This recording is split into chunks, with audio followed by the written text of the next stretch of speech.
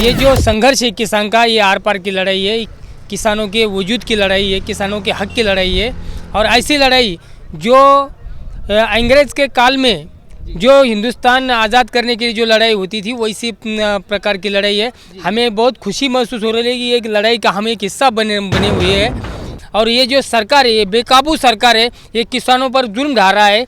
ये किसान, ये विरोधी सरकार को काबू में लाने के लिए हमारा जो कोड़ा है, महाराष्ट्र का आसूड़ बोलते हैं इसमें, ये आसूड़ ये दिल्ली में लाए कि सरकार को काबू में करने के लिए। आंदोलन 10 दिन लोग ठंडी में बैठे हैं, अपने घर परिवार बाल बच्चे छोड़ के बैठे हैं। Weather day by day weather change हो रहा है, कभी ठंड है, कभी बारिश गिर रही है, ऐसा मौसम है।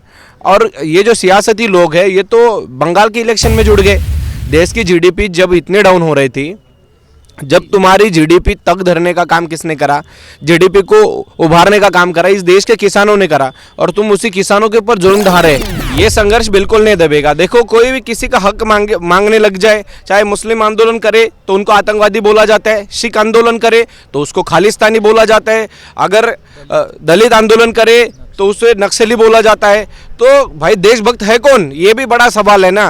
तुम हर किसी को देशभक्ति के सर्टिफिकेट बांट रहे हो, तो देशभक्त कौन है? सिर्फ तुम सियासत में बैठे हुए लोग देशभक्त हो क्या? और जो ये देश भर के किसान की लड़ाई चल रही, उसमें शामिल होने, उनको पूरा समर्थन देने आए, कि उनको बताने आए कि पूरा महाराष्ट्र आपके पीछे खड़ा है। जो लोग हाँ, दस्तार बांध रखी है, पगड़ी बांध रखी है, ये किसी से बंधवाई है? हाँ, हमारे इधर दोस्त भी बन गए 10 दिन में, तो उन्होंने हमको बंधवा दी। यहाँ कोई पाकिस्तानी, खलिस्तानी या आतंकवादी, नक्सलाइट ऐसा कोई भी नहीं, ये हमारे पंजाब के भाई है। जीटी रोड FM ਨੂੰ ਦੇਖ ਸੁਣ ਰਹੇ ਸਾਰੇ ਸਰੋਤਿਆਂ ਦਾ, ਦਰਸ਼ਕਾਂ ਦਾ ਸਵਾਗਤ ਹੈ। ਦੋਸਤੋ, ਅਸੀਂ ਦਿੱਲੀ ਸਿੰਘੂ ਬਾਰਡਰ ਤੇ ਮੌਜੂਦ ਹਾਂ। ਇੱਥੇ ਕਿਸਾਨੀ ਸੰਘਰਸ਼ ਆਪਣੀ ਚਰਮ ਸੀਮਾ ਤੇ ਆ। ਸਰਕਾਰ ਵੱਲੋਂ ਲਗਾਤਾਰ ਕੋਸ਼ਿਸ਼ਾਂ ਹੋਈਆਂ ਵੀ, ਪਰ ਫਿਰ ਵੀ ਉਹ ਅਸਫਲ ਰਹੀਆਂ ਤੇ ਕਿਸਾਨਾਂ ਨੇ ਵੀ ਬਹੁਤ ਸਾਰੀਆਂ ਮੀਟਿੰਗਾਂ ਕੀਤੀਆਂ ਤੇ ਉਸ ਦਾ ਜਿਸਦਾ ਕੋਈ ਸਿੱਟਾ ਨਹੀਂ ਨਿਕਲਿਆ। ਤੇ ਕਿਸਾਨਾਂ ਵੱਲੋਂ ਇਹ ਸੰਘਰਸ਼ ਨੂੰ ਹੋਰ ਤਿੱਖਾ ਕਰਨ ਦੀ ਗੱਲ ਆਖੀ ਜਾ ਰਹੀ ਹੈ।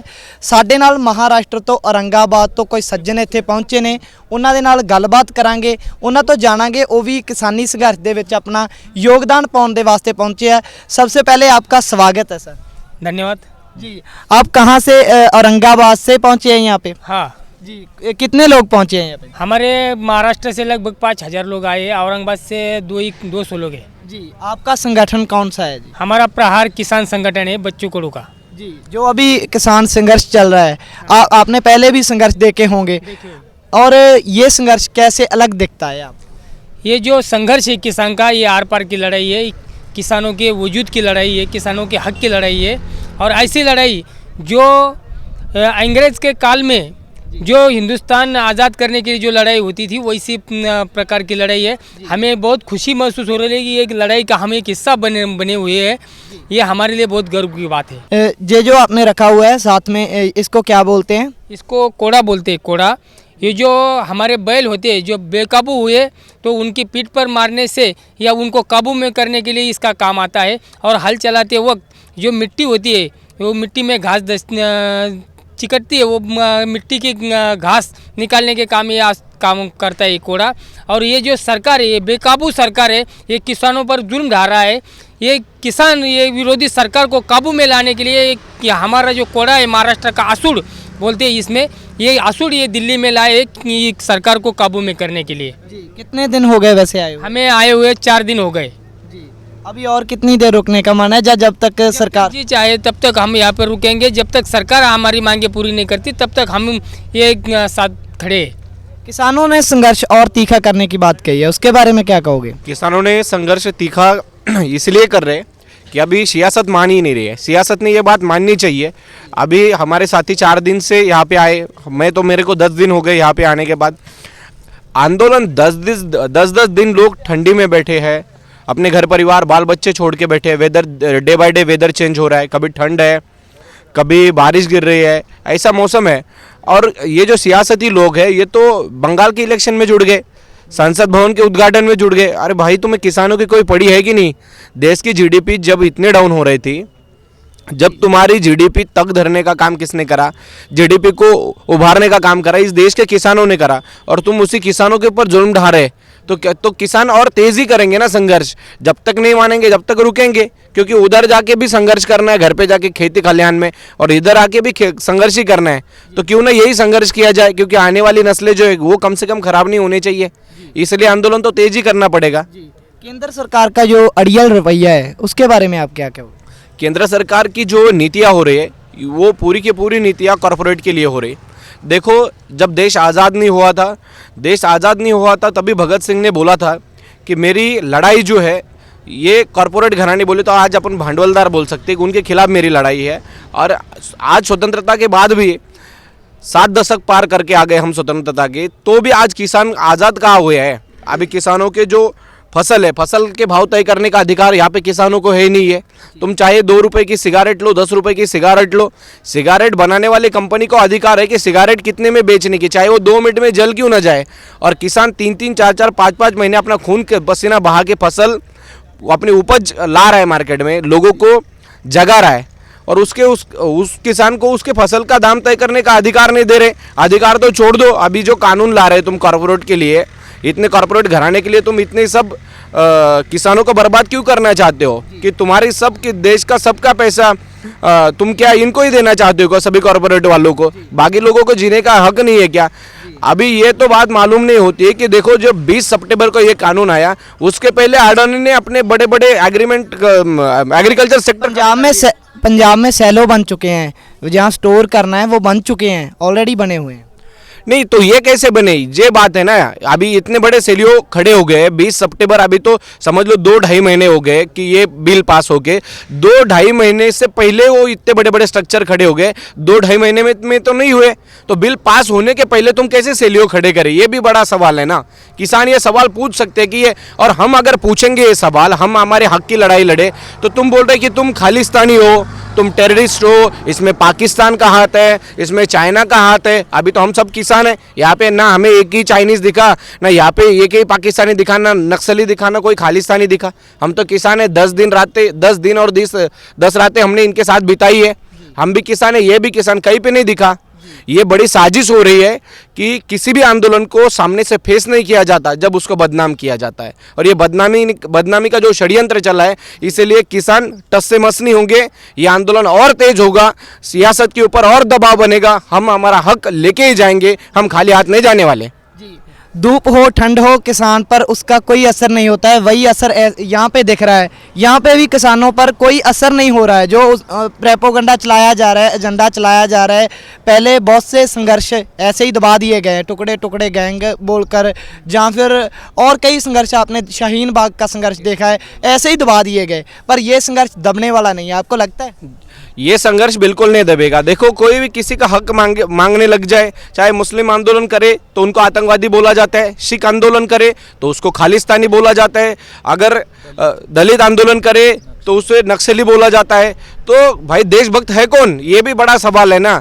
तुम हर किसी को देशभक्ति के सर्टिफिकेट बांट रहे हो, तो देशभक्त कौन है? सिर्फ तुम सियासत में बैठे हुए लोग देशभक्त हो क्या? और तुम्हारे अगर तुम चाहो कि हमें टेररिस्ट बोलो, हमें मंजूर है, क्योंकि हम हमारे हक के लिए आए, और तुम अगर हमें टेररिस्ट भी बोलो तो कोई गल नहीं, कोई दिक्कत नहीं, हम हमारा हक लेके ही रहेंगे, चाहे कुछ भी हो जाए। अभी हमारे देखो खेती बाड़ी में कितने सारे लोग ऐसे हैं, किसान, अभी हज़ारों लोग हर दिन में अपनी फांसी ले रहे, मौत के घाट खुद को उतार रहे। वो किसी के बेटे हैं, किसी के लड़के, हर माँ के लाल अभी यहाँ पे अपनी शहादत खेती में दे रहे। तो ये गवर्नमेंट का उसको कुछ नहीं लगता है। और चाहे वो तो बात ऐसी है कि खेती में मरना और यहाँ मरना, लगा तो यहाँ मरेंगे, नहीं तो खेती में जाके मरेंगे, मगर खेती में मरने से अच्छा तो यहाँ रोड पे मरेंगे ना हक के लिए। तो ये किसानों की हक की लड़ाई में शहीद तो हो जाएंगे।